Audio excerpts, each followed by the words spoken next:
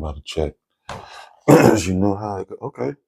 Man, get out of here, man. Listen, it hasn't shown me that it was live, and I don't know how long. So that's crazy. But you can't go live on TikTok.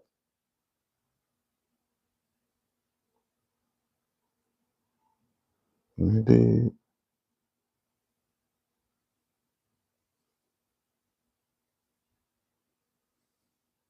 Yeah, that. Barely. I found out the problem with TikTok too. So I mean, Facebook. I found out. You see how delayed it is? Come on now. So I'm trying to share it to Facebook, but it's acting crazy. So I'm trying to share it through Facebook, but come on now. It's acting crazy. So I'm trying to share it through Facebook, but it's acting crazy. Yeah, damn. Sheesh.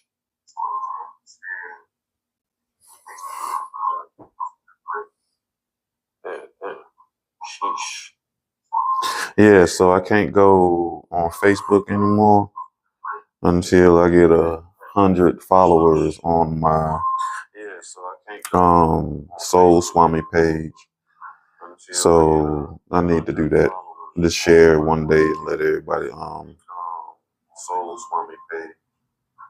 So I need to do that. Just share one day and let everybody yeah, because that's gonna hurt feelings. Yeah, because that's gonna hurt feelings. Hurt mine. All right. So let me close that. Let me get back to my joints. All right, cool.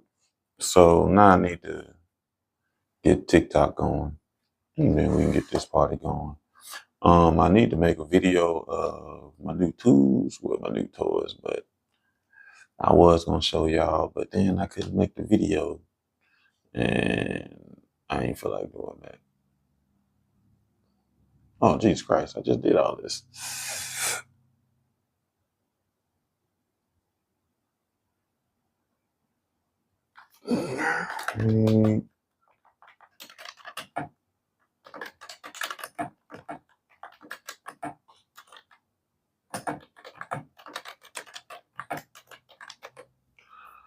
Do, do, do, do. Yeah, I did all this setting up before I got live, but you know.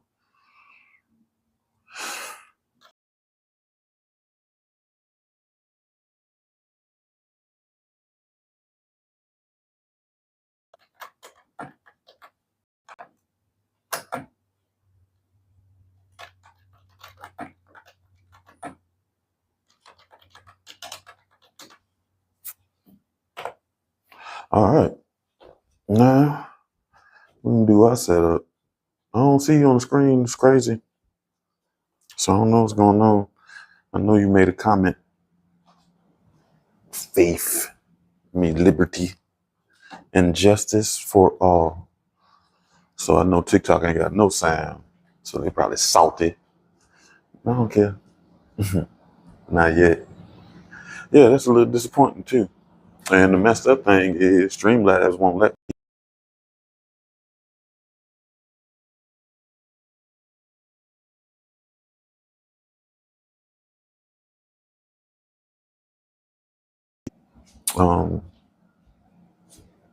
Soul Swami anyway. You dig?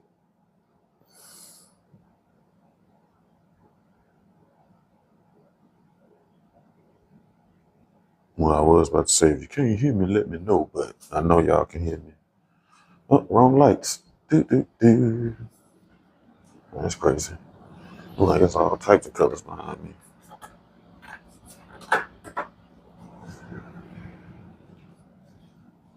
Faith.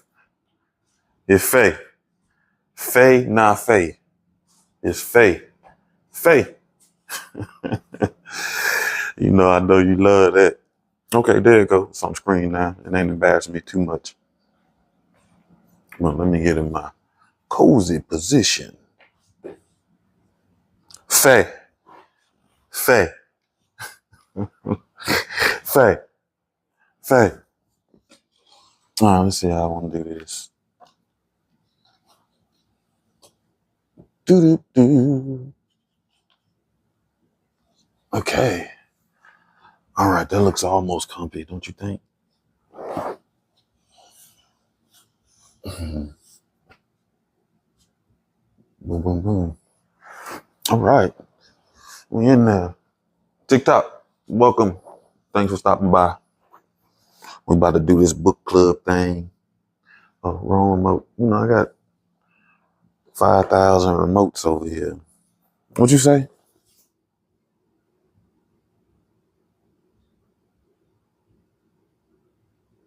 That dude you tagged on Instagram, I was gonna say something to him too. My bro joined the men's group. Cause man, when you show dudes the Reiki thing, if they don't know me, you know what I mean? They automatically start getting uncomfortable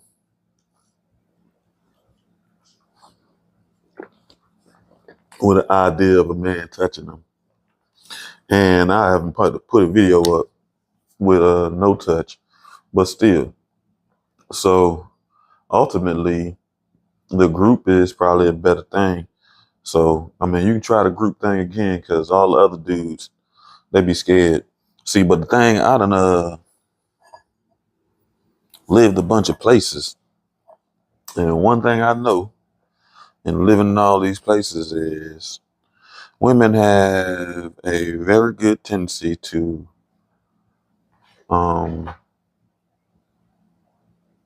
help you make connections. Yeah, there we go. So, well, when their spirit feels so moved, then hopefully they'll come out. So TikTok, we talking about, I know you can't see it on the screen because I use another app to stream mobilely, but I have a men's, well, I don't have a men's group. I'm a part of a men's group that is Strength and Brotherhood on Facebook. So if you are looking tribe of men trying to do something right with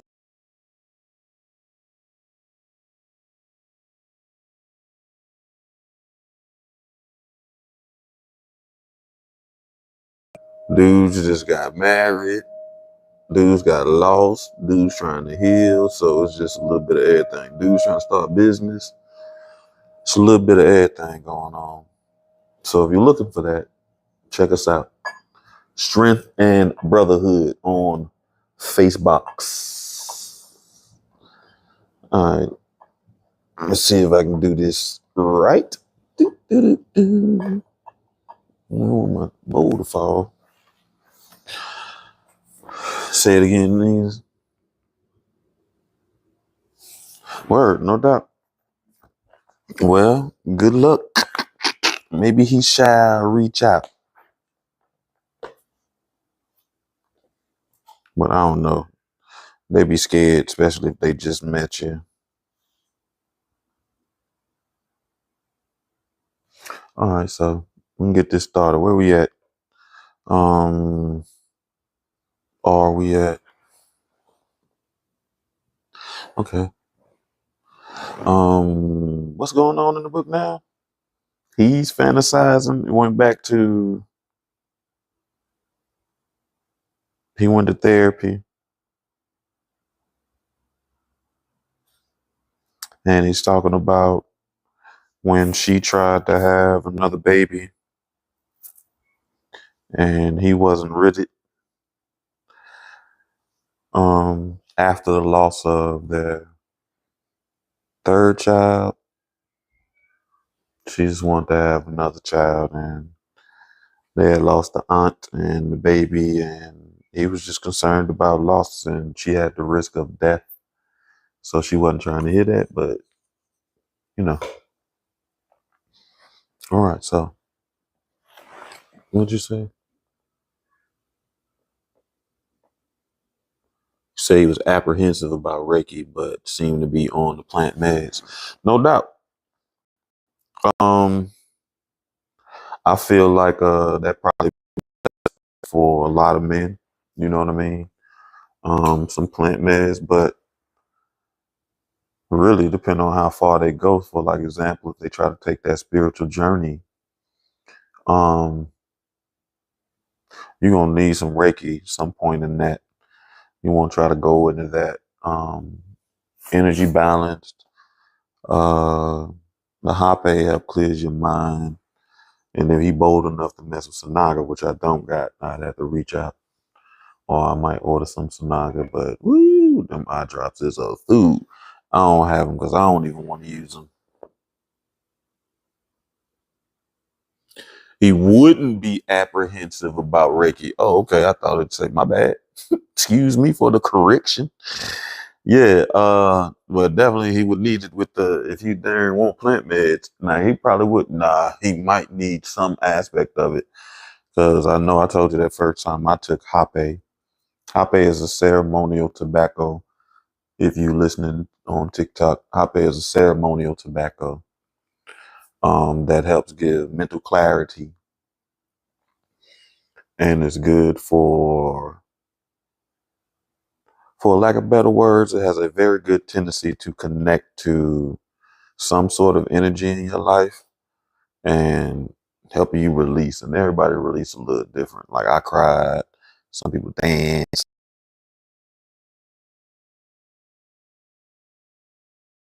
Well, hopefully he reach out. Boo, boo, boo. Like you, like if he curious, if not, tell him if he trying to do some of his own healing and he not ready, tell him just watch the videos or whatever. Cause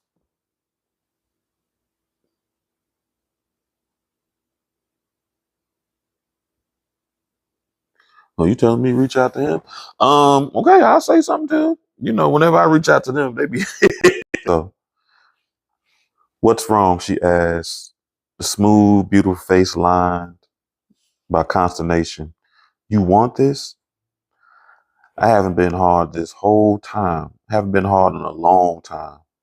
The hungry kisses and searching tongues and ragged breaths, all real. All a cry for closeness, for intimacy, for contact we haven't had since the day she returned from the hospital with empty arms. I wanted to want it, but my body didn't respond. We've always had this, the fire that ignites at the slightest touch, at a glance, disaster. Her plotting to seduce me to get a baby we can never have, me reaching for the fire that used to spark between us and finding only ashes. Whatever exists between us now is dry and flaccid. Why would you want another? She asked, her voice climbing. You didn't even want Henry. That's a lie. My anger flares at the injustice as her well aimed arrow. What the hell, Yaz? What am I supposed to think? You weren't even there. That's not fair. I cut myself off, draw a deep breath. You told me to go to that convention, and you know it. You weren't due. You couldn't have known that I would almost die alone, that I would lose him on the floor. Hysteria colors her voice in shades of sorrow. That I pull her close, hold her the way I wasn't there to do when it counted. She hated me for not being there when she needed me. Not as much as I hated myself. She jerks in my arm, struggling as I'm constraining her, not comforting. Let me go. I don't want you to touch me. My arms abruptly fall. That was fast. A minute ago, you were begging me to fuck you. I want a baby sigh. Tears water her words, even though they grow louder. Just give me another baby and And so I'm what? Your stud horse or your husband? You're being unreasonable. You want to fight. I just want to fuck. I got that. So you can have a baby no matter what I want, no matter the risk, despite what the doctor said. I've talked to the doctor again, and without me, you consulted the doctor about having another baby without even a discussion with me. I grab her hand and pull her from the nursery down the hall, the stairs, through the living room, kitchen to the garage, away from my kids' curious ears. This has become our boxing ring, where when our icy silences crack, we come to scream and screech. Yasmin's Acura MDX sits prettily beside my Range Rover in our garage, in our elite zip code, and it should be the stuff of our dreams. But instead, a deep freezer stuffed with metal monsters whose headlights glare at our inadequacies and scowl at how naive we were to think this would ever be enough. We're not having another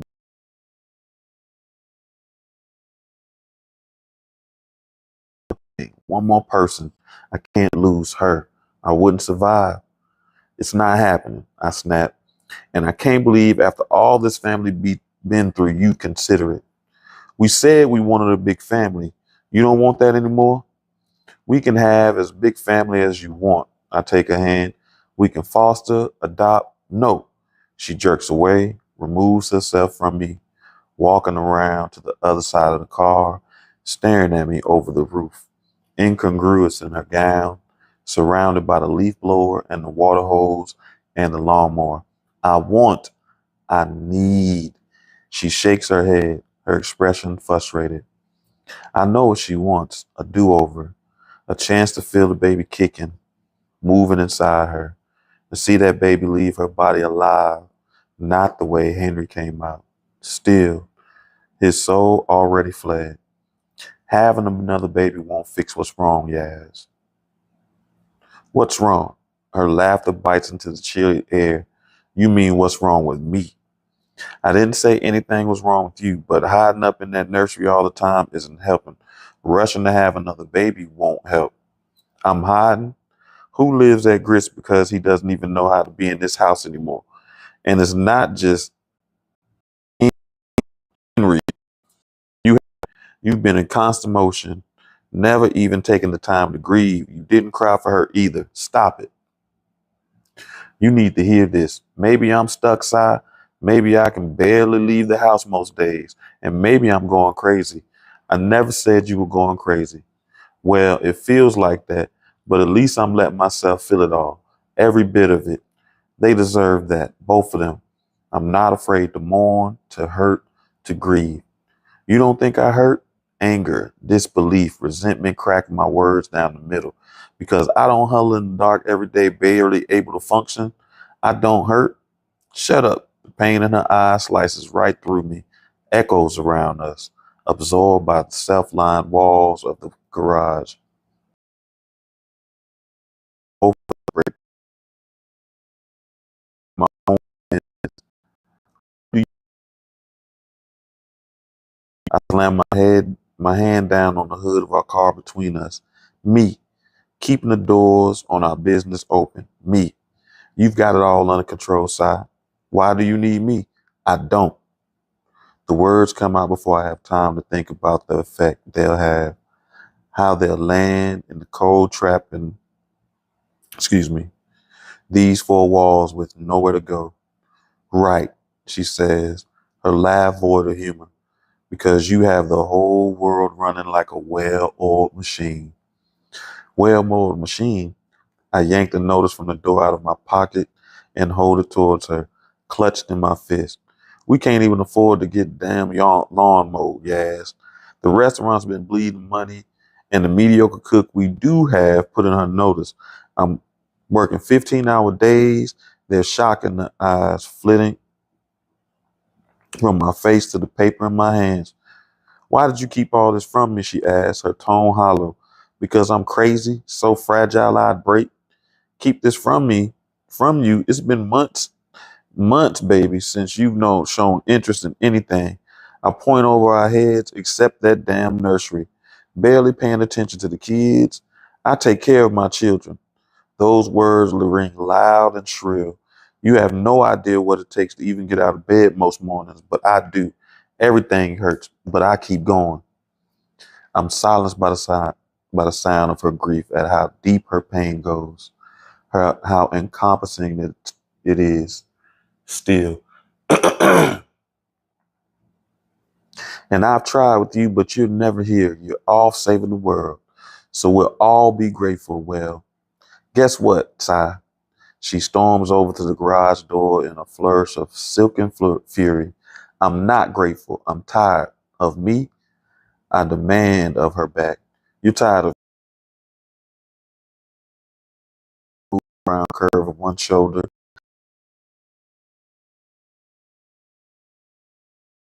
festering in her eyes, confess the truth. She walks through the garage door into the house without a reply. And it's too much. Her indifference, her bitterness, my body refusing to cooperate, refusing to do what it's supposed to do. It won't cry when people die. It's not a wreck when my nearly naked wife, whom I love like my own breath, touches me, kisses me. Fury spikes through my blood. It runs hot and quicksilver from my heart to my hands and my feet. I stride to the row of cabinets along the garage wall and jerk open the door, scanning the contents until I find what I'm looking for.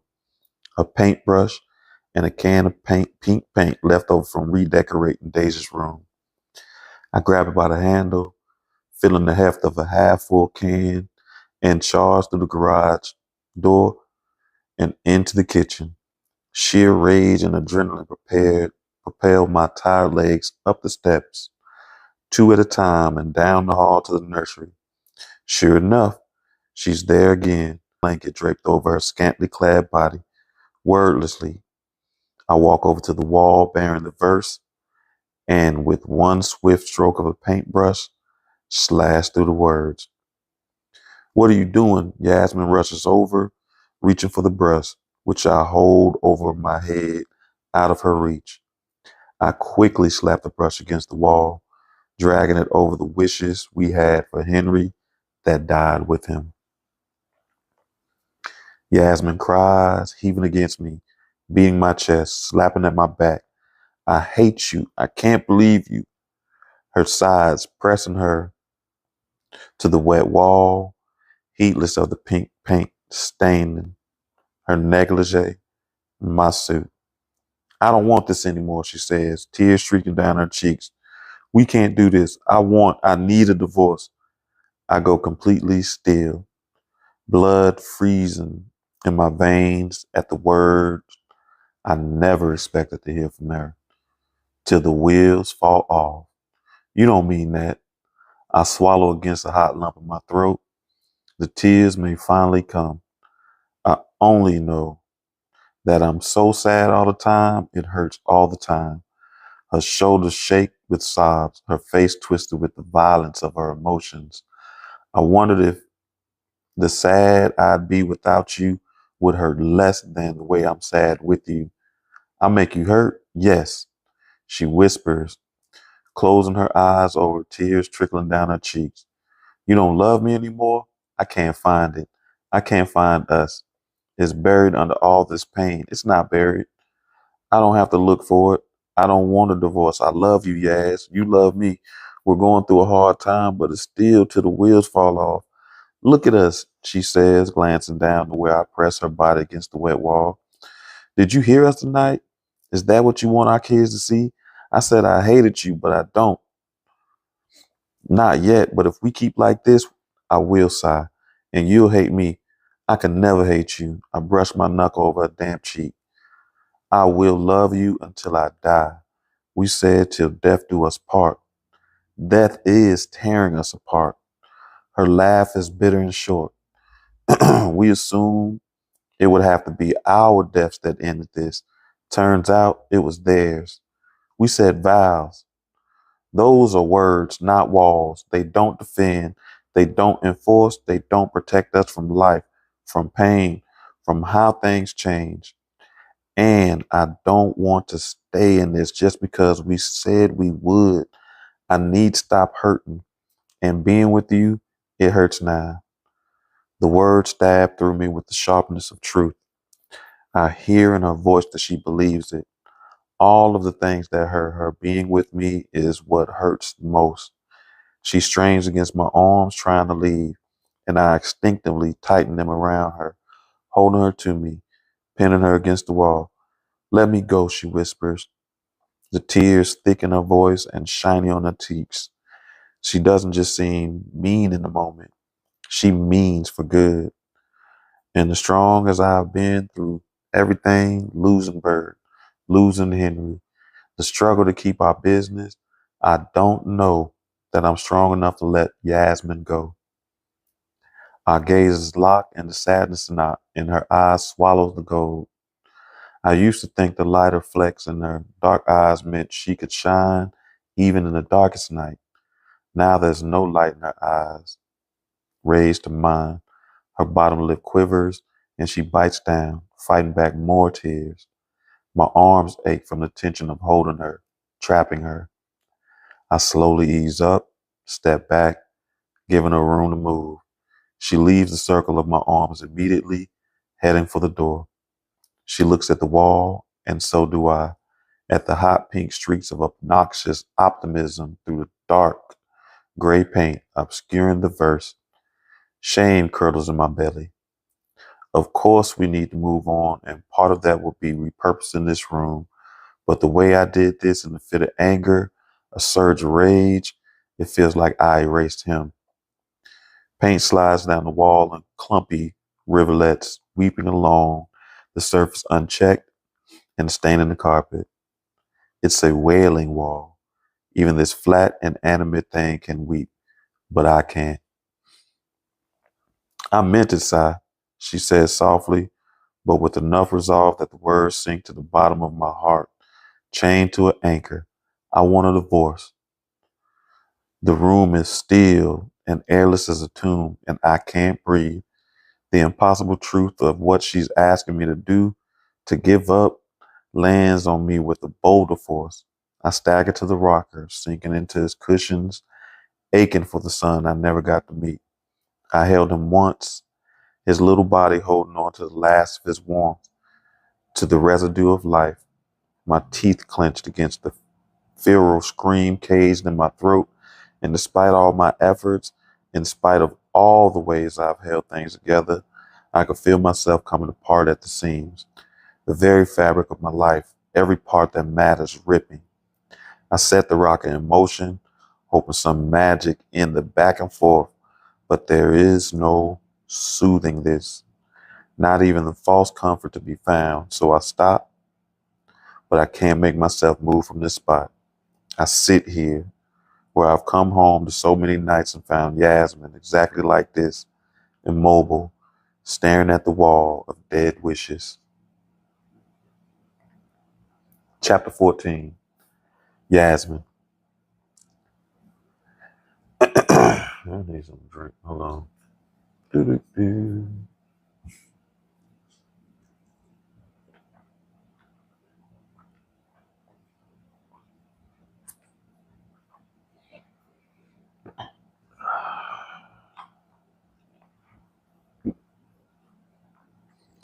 It sounds like things are going well, Dr. Abrams says, her intelligent eyes peering at me from the screen of my laptop. We usually we usually meet in her office, but she's out of town this week. Thank God for teletherapy. We only have a few minutes left in our session, and the same sense of peace I usually experience after our time together permeates the brightness of my home office. I think so, yeah. I smile and toy idly with the stack of paper clips on my desk. I forgot to tell you, I'm working with Skyland Association again. We've had 2 events, and they went well. That's so good, Yasmin. She sits back and folds her arms and smiles. You should be proud of yourself. You've come a long way. When I first started with Dr. Abrams, I couldn't envision waking up excited or making it through the day without crying at least once.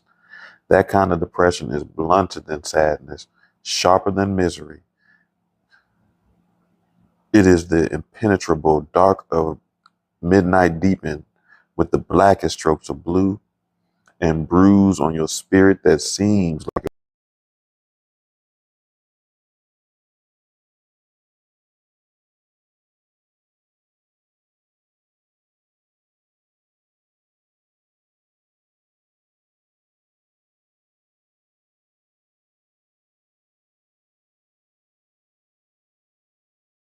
wise eyes changed my life. I trust her implicitly, and she has taught me more about trusting myself. How are things with the kids? She asked. How Deja? I sigh, rolling my eyes but allowing a tiny smile. She's testing my limits and working my nerves. That's what they do, Dr. Abrams chuckles. I'm trying to be sensitive to all the transitions she's experienced, but sometimes she just makes me so mad and I snap at her. You're not a robot. You're human. Let her see that and just apologize when you should. Move on, but let her know just because you make a mistake doesn't mean she should be allowed to do anything she wants. You're her mother, not a saint. All you can do is love her and try to make things right when you get them wrong.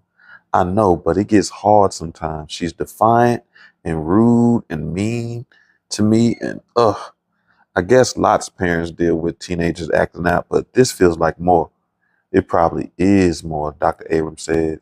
Your family's been through a lot and it came out during a very formative time of her life. So she has to get out of jail free card for how long? I joke. Cause I'm coming to the end of my patience. Just keep the lines of communication open. She doesn't get a free pass, but she should get understanding. You still have to parent her. You still have to set those limits we discussed, and when she crosses them, you still need to enforce consequences. She pauses, canting her head. And how is the relationship with your ex-husband?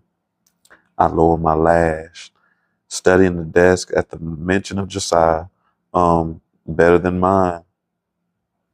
She barely blinked when I started dating someone. Jos- she barely blinked when he started dating someone. Josiah's dating. I glanced up to find Dr. Abrams' glaze sharper on my face. How do you feel about that? Fine with me, I say, shrugging, my nonchalant belied by the pen gripped tightly between fingers. Her lips parted, poised to probe. If I know her well as I think I do, but she frowns down at the watch on her desk. I have another appointment, but next time I'd like to hear more about this new phase you and Josiah are entering. Of course, I say quickly, smiling my relief. Next time, she angles a knowing glance at me, her lips bending into the slightest smile. Take care, Yasmin. We sign off, and I slump into my seat. Dr. Abrams has a way of digging past all my protective layers until she reaches the truth. And when it comes to how Josiah's dating is affecting me, I'm not sure I want to examine the truth right now. I stand and I stretch, grabbing the watering can from beneath my desk and walking over the fiddle leaf tree in the front of my window. I glance around the office, noting the plants hanging and the ones perched on the edges of my desk. We have plants everywhere in the house now.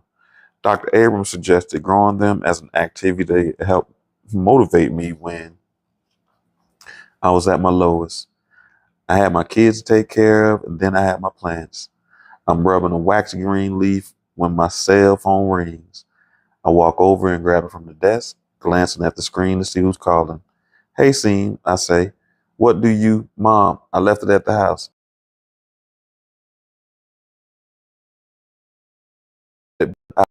Kasim, slow down. I grip the phone between my ear and my shoulder, setting the watering can on the desk. First of all, why are you calling me and not in class? We're in between. The robot I built for my science assignment, he said, breathing as if he just ran to school. I left the remote at Dad's house. Can you bring it? When do you need it? Now, like right now, Mom.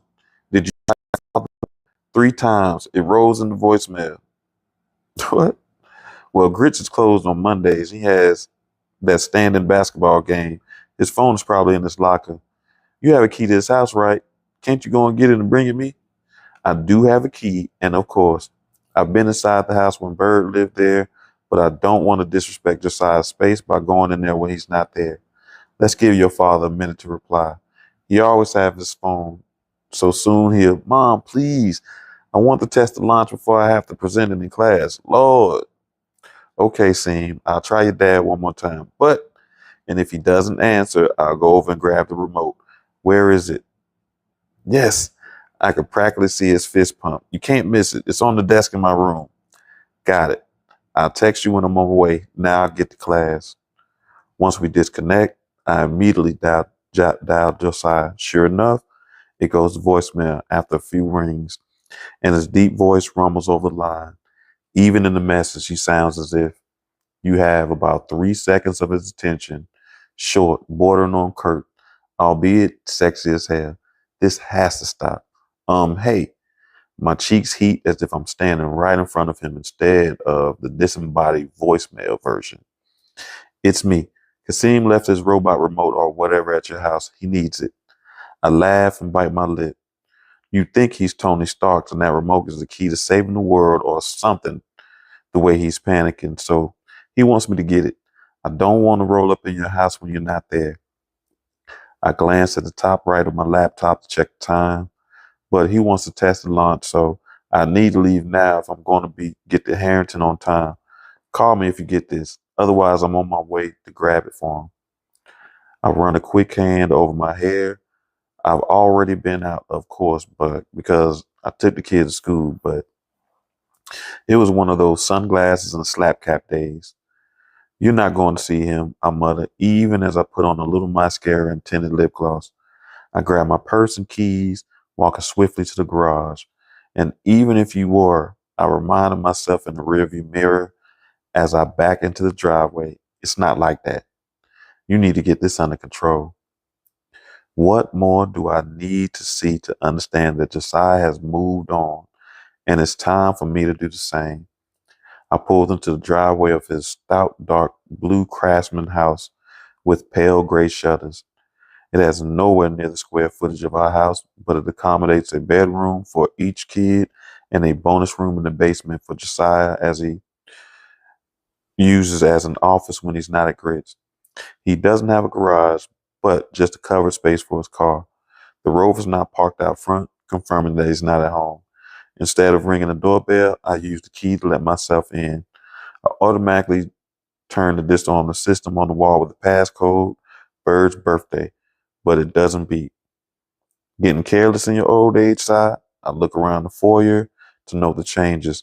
Josiah has understand, I say as I pass the living room with the sleek lines and textured finish. Table in the center of the room. One guess who that other glass is for. Let me get out of here before my imagination starts filling in the gaps. Deja and Kasim's bedrooms are down the hall, directly across from each other, so I march in that direction. As soon as I walk in the Kasim rooms, I spot the remote on the desk. Grabbing it, I turn to leave, but halt as I catch sight of the photo tucked in the corner, sandwiched between the pristine Rubik's Cube Kasim refuses to touch, referred to it as vintage, and its Black Panther bobblehead still unopened in its box. It's the last family portrait we ever took. We're outdoors, and Kasim looks so young, his smile wide and careless like now, but with missing teeth. Missing teeth.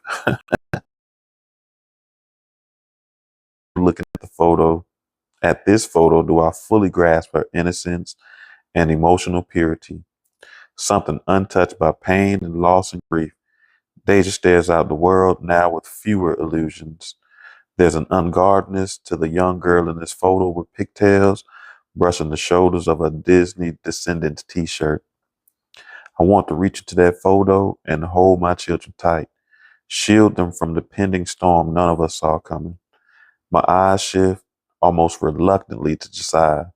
He's standing behind me and my head rests back on his shoulders in an easy intimacy.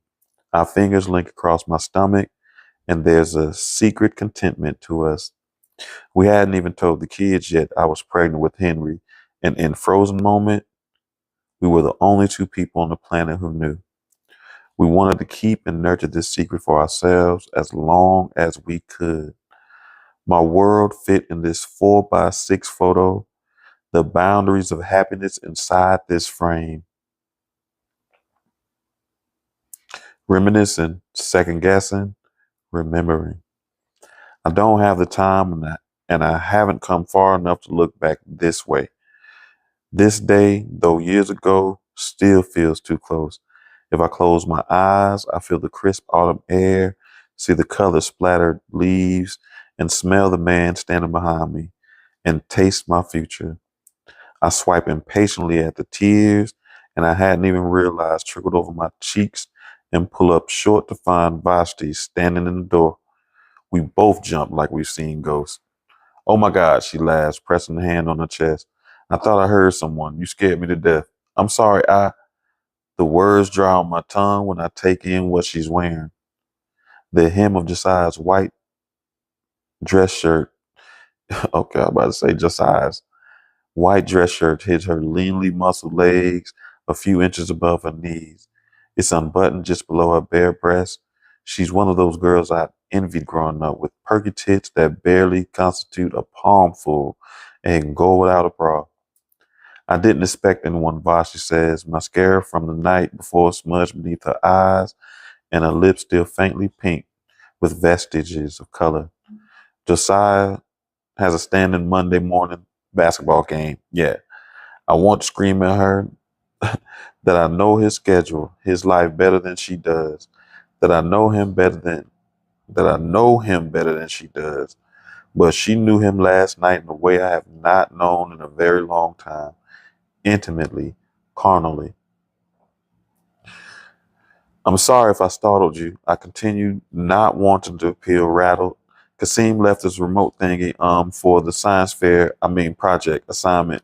It's an assignment, not a fair or a project. And so he called and I came because Josiah isn't here. So yeah. Well, that was composed, not rattled at all. Right. Vashti nodded slowly, her eyes never leaving my face. Look, I know this is kind of awkward. What? No. I laughed, scoffed even. Why would it be awkward? Because I'm the first person Josiah has dated since the divorce? I hate how gentle her voice is. Like I need to be handled with care. Like I'm fragile when she has no idea what I can endure, what I survive, what I'm capable of, what I've lost. The expression on her face is okay. The expression on her face is so damn soft and so sympathetic, like this family feud, and I just got three strikes.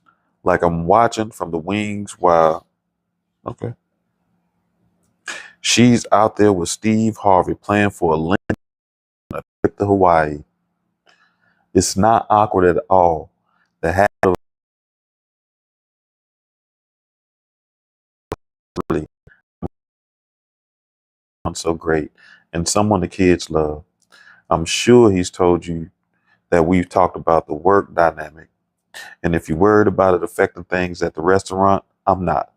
You're both mature adults, and I know Josiah would never do anything to jeopardize the business. Neither would I. If something gets weird, we end it. But I'm just glad right now everything's going well. You know firsthand how amazing Josiah is. That sucks. I know that was like a punch in her stomach because she owed somebody else finding her ex-husband. The one she wanted a divorce. Great. Yeah, he's great. I whisper, clutching the remote to my chest like a breastplate in battle. Well, I better get this Cassim. I walk toward the door, but she doesn't move right away. So I have to stand there smelling him on her, subjected to his cologne mixing with whatever perfume she favors. A fist tightens around my my traitor heart. I'm close enough to see his initials on the cuffs that hang loose past one of her hands. These tiny intimacies feel like treasures she stole from me, but no, I gave them away, and it hits me like a ton of bricks that I have no right to claim any of the emotions whirling inside of me. I forfeited my right to be indignant or jealous or resentful. The only feeling I'm entitled to is this hollowness occupying the pit of my belly, yawning in my chest. It feels like my walk of shame as I brush past her down the hall, averting my eyes so I don't spot a hickey on her neck or further evidence of the night together. The Josiah I remember before our marriage became an icebox, was 1 second aggressive, the next tender. He knew when to be gentle and when to be rough. He used to say he can look into my eyes and know how I wanted it. What did Vashti eyes tell him last night? I'll tell Josiah you came by, she says, following me to the door. I left him a voicemail, but thanks. I don't wait for a response and call out over my shoulder. Bye.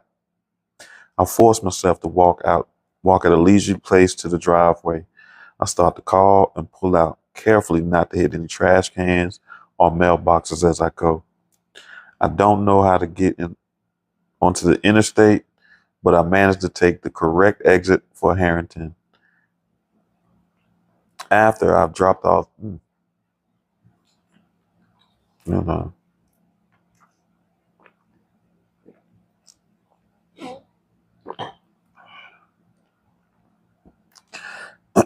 after I dropped off the remote at the front desk, I text Kasim to make sure he knows it should be there, and I turn out of the school parking lot. My phone ringing through the car system startles me so badly I almost run the light. I inhale and exhale once deeply before answering. Hey, I bend the word to my will, shaping it into a cheerful thing. How are you? Good, just leaving the gym? Sorry, Mr. Call. I got your message about Kasim's remote. I can grab it and take it to him. No need. I swung by the house and used my key. I actually dropped it off to him at school, so all is well. His pause blares in the quiet as the implications of my words no doubt sink in. You went to my house?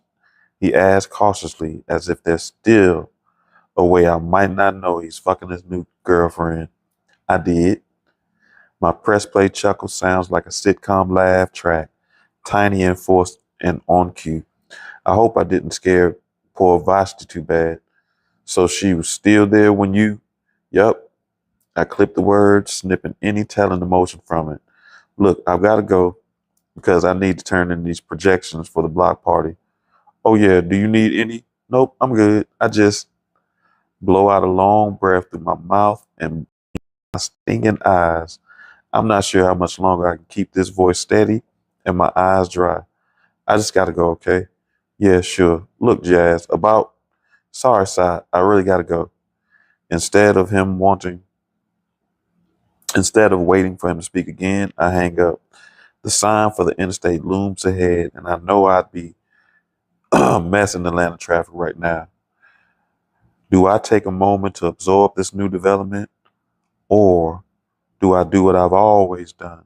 Just keep going, ignore the pain slicing through my middle, and force myself to drive the few miles home. Dr. Abrams often talks about the danger of pushing through my emotions, but I think if I don't push through, don't ignore this, it could get real ugly.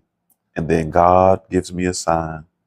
It's big, red and white, and shaped like a bullseye. Instead of merging onto the interstate, I pull into the parking lot of Target, turn off the car, press my forehead into the steering wheel, and cry. I haven't sobbed like this in a long time. Sometimes it's good to cry. It makes us feel better to cleanse our system. This isn't one of those times. Every tear feels like it's a tick of a bomb and counting down to the moment when the pressure proves too much and I detonate. I can't pretend that him giving his body to someone else doesn't hurt. It's to be expected, right? It doesn't mean I still love him. This feels like not the end, but doesn't it mean I still love him? No, excuse me. It feels like not the end, but the beginning of something, not for me, but for him.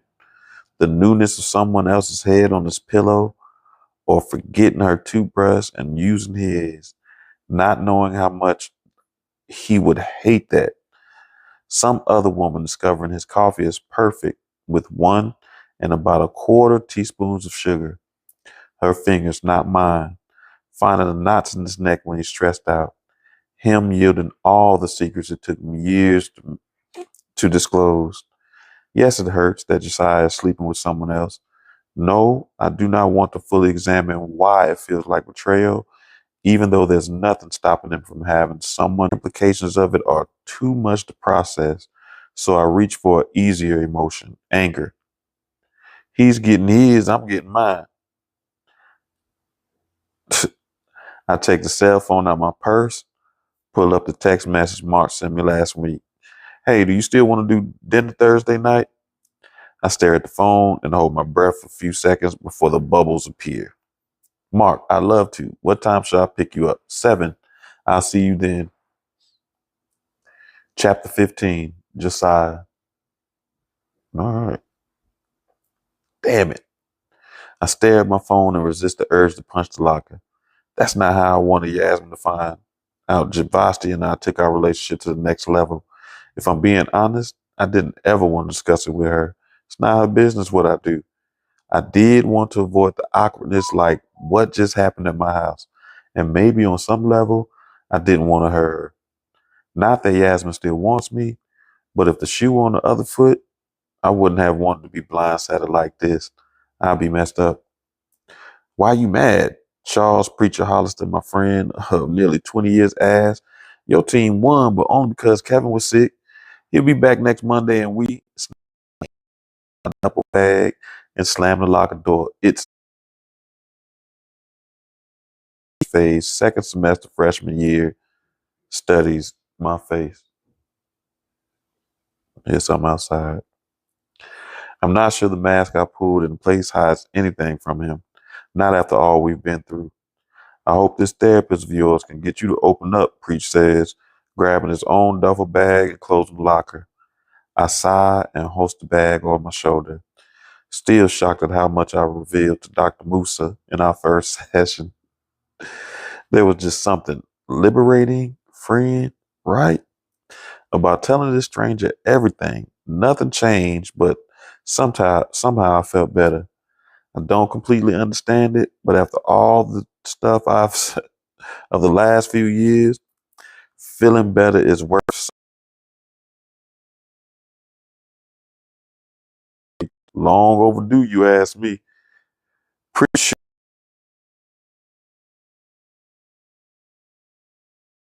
you know, right. You don't have one. So stop talking to me about I need therapy. I get my stuff out. Me and Liz, we talk about everything. We don't all have a wife who doubles as a counselor. I say with telltale bitterness.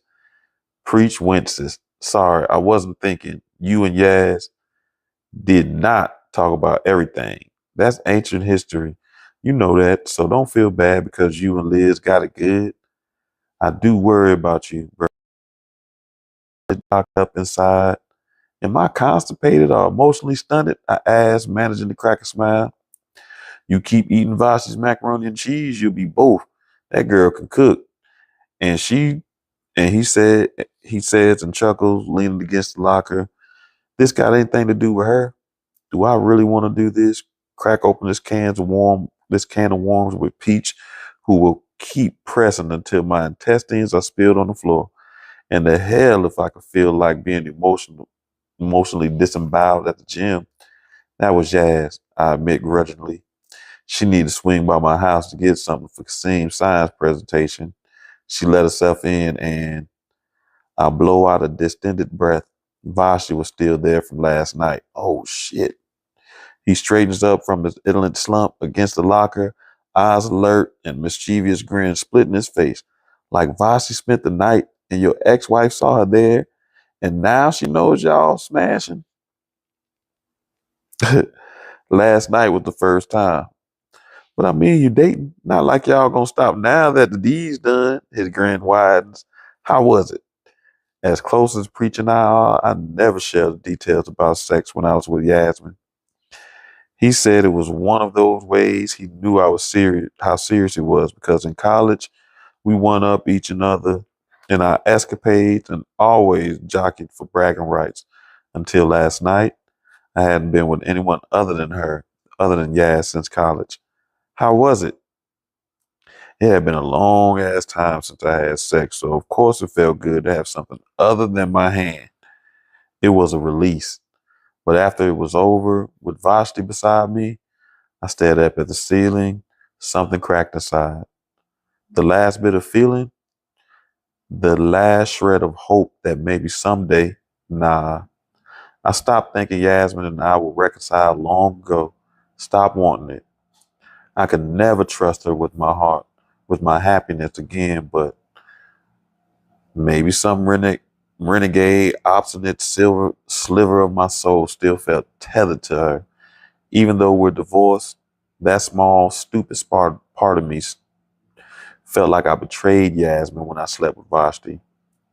I've been quiet too long, and the eager look on Preacher's face turned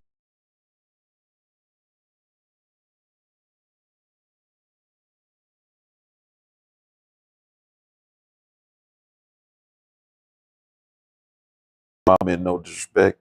You ain't been with anyone besides your ass in a long time. His eyes narrowing. And fine, it was fine. Vashti's a beautiful woman. And a blind back can see she's into you. So fine sounds a little underwhelming. I'm not going into detail with you. I wasn't even going to tell your crazy self. I chuckle against my will. Preach has that effect. I better get going. I dap him up, force him to smile. I'm bringing Kasim to the shop soon. About time. That boy probably got baby locks in this, and it's been so long since he had a haircut. Not quite. But Yaz will nag him and me to death if I don't handle it. Get him, get him in first thing before the day gets started good. You know the shop be jumping on Saturdays. Bet. And still thinking about the night with Yasmin. I leave. And it's 8 o'clock. I know I jaw jacked a little bit, but we be all right. So, TikTok, I appreciate you people. Because y'all not about to hear me in a minute because I'm about to cut this off. I'm getting hungry. It's time to eat. All right. Let me go all the way in here. Now I put all this mess up. Interesting. Yeah, I think she might have needed to go to therapy about her marriage before she asked for that divorce. And I'm low key feeling like she gonna be like,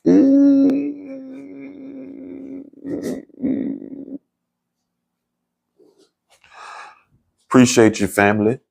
You stop through for a second. I don't know what's going on. Thanks for the likes. I appreciate you again. Um, yeah.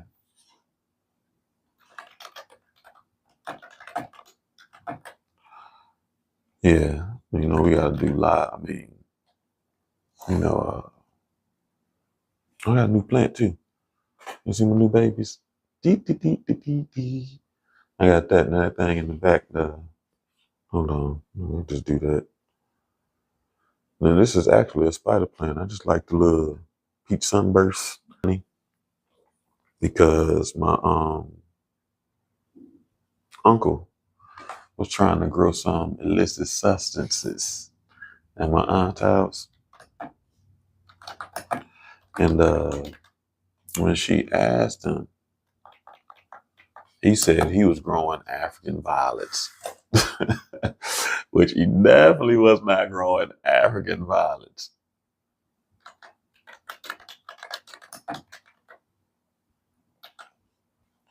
Definitely was not growing African violets, but yeah, you know how it goes. I probably need to plug this stuff up. So, people, I appreciate you. Hopefully, we can see you next Tuesday for live energy readings. If not, we'll see you Thursday for book club. And I hope you have a great weekend. Hopefully, I plan on having a good one too. So it is what it is. Thank you, people. Peace.